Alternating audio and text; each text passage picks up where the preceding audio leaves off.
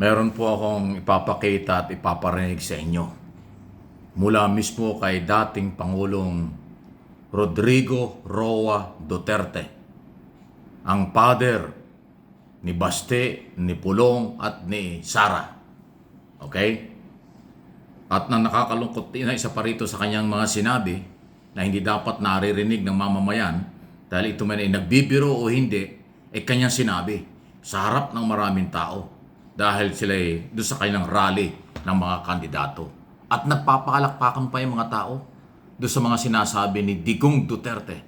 Pakinggan ninyo ito. Mayayanig kayo rito sa sinasabi niyang ito. Ha? Kakaiba talaga. Hindi ko alam kung normal ba ito. Marami kasi sila. Ano dapat ang gawin natin? Patayin natin yung mga senador ngayon para mabakante.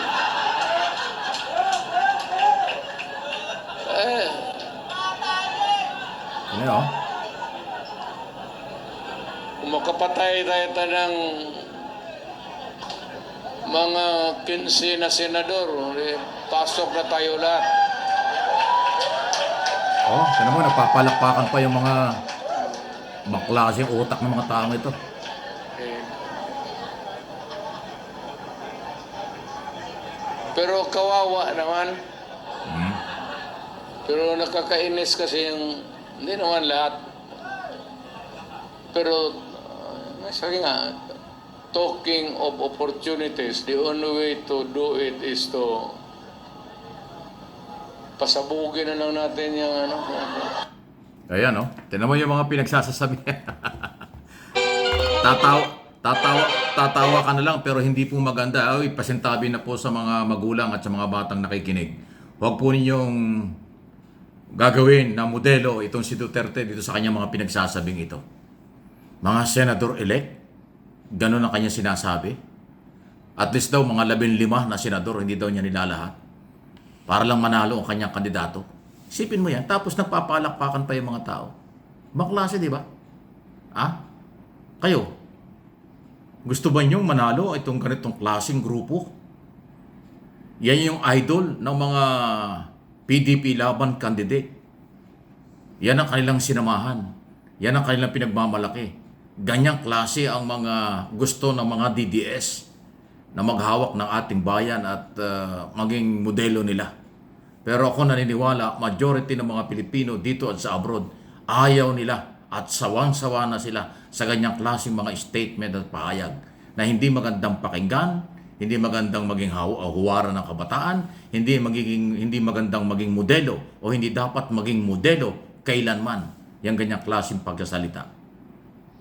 Nuulit ko, kung nagbibiro siya o hindi, pero on record na kanyang sinabi sa rally at nagpapalakpakan pa nga yung mga tao. Pati mga nagpapalakpakan doon may pagka-kriminal din ang dating. Di ba? Isipin mo, ano lang mararamdaman ng mga pamilya nagmamahal at taga-suporta ng 15 senador na yan. Tapos ganyan ang sasabihin ng dating Pangulo para lang manalo ang kanyang kandidato.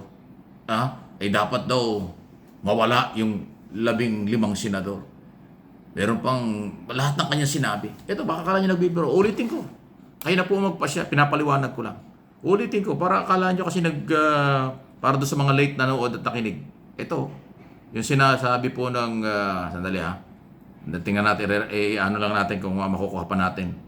Kasi di man magandang pakinggan ito, pero sinabi niya talaga Sandali lang Di ba? Sandali lang po at i-replay natin para maintindihan ninyo. Wala tayong magagawa. Siya po yung may sinabi nito. Di siya ang problema nito. Para malaman, sandali, merong ads merong commercial yung video niyan. Saan nakakita ng ganyang klase? Ayan, tingnan niyo. Pakinggan niyo. Hindi ko na ipapakita, nakita na naman ninyo. Ipaparinig ko na lang. Nang malinaw na malinaw. Doon sa mga hindi ka anong nakuha yung video at saka yung sinasabi ni Digong Duterte. Marami kasi sila. Ano dapat ang gawin natin? Patayin natin yung mga senador ngayon para mabakante. Ano mo?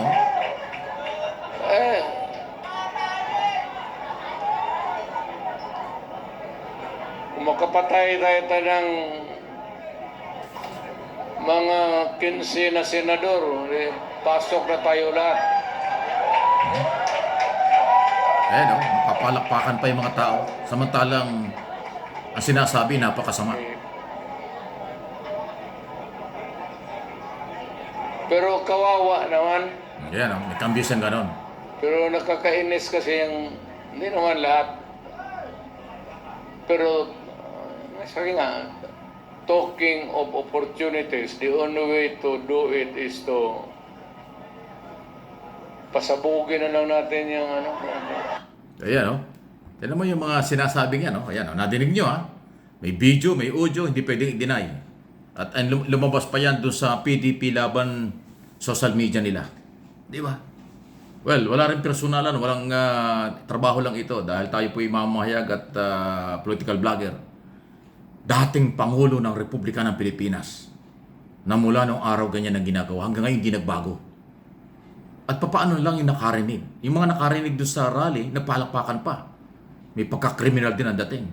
Eh, lalo na po yung mga nanonood, hindi kayo matutuwa talaga eh. Pero again, inuulit ko, yung mga kandidato nila, yan ba yung gusto nyo mangyari? Yan ba yung idol nyo? Yan ba yung magandang halimbawa? Yan ba yung magiging modelo para sa ating bansa at kinabukasan? Huwag naman magagalit at huwag matatakot yung mga senador. Lalo na kailang pamilya, pero hindi natin maiwasan magpanik yung pamilya ng incumbent senador. Kasi mo, 15 senador. Naulit ko, kung nagbibiro man siya o hindi, pero yan po ay krimen. Yan po ay hindi dapat ginagawa ng isang taong dapat kagalang-galang, ng isang taong dapat kagalang-galang dahil abogado at dating Pangulo. Pero kanya hong sinabi yan. Bahala na kayo. Any comment, reaction, hindi nila pwedeng i-deny. Lagi naman silang ganyan eh. Kung ano mga nagsasabi. At pagka nagkagipitan, binabagong statement. Pero wala tayong magagawa. Sinabi niya yan eh. Di bahala ng mga mamamayan. Kayo yun. Mga viewers, followers, subscriber ng Mike Abe Opinions at itong channel na ito, MA Pinoy TV. Anong inyong masasabi dyan sa mga pinaggagawa at sinasabi nitong dating Pangulo na si Duterte? Ayan ha. At doon naman sa mga nagpalakpakan, magbago na rin kayo. Pati kasamaan, pinapalakpakan ninyo eh. Pati hindi dapat napapakinggan at sinasabi ng isang tao bilang Pilipino ay nagpapalakpakan pa kayo. Kayo yung dahilan. Dahil yung taong yan, kaya nagsasalita ng mga ganyan, kasi merong naniniwala sa kanya, merong pumapalakpak na katulad nyo. Paano kaya kung sa pamilya nyo gawin yan? Kung sa pamilya nyo, ang mag-anak kayo ng senador, tapos ganyan ang marinig nyo, papalakpak ba kayo? Wow! Napakababa ng level ng mga pinaggagawa ninyo.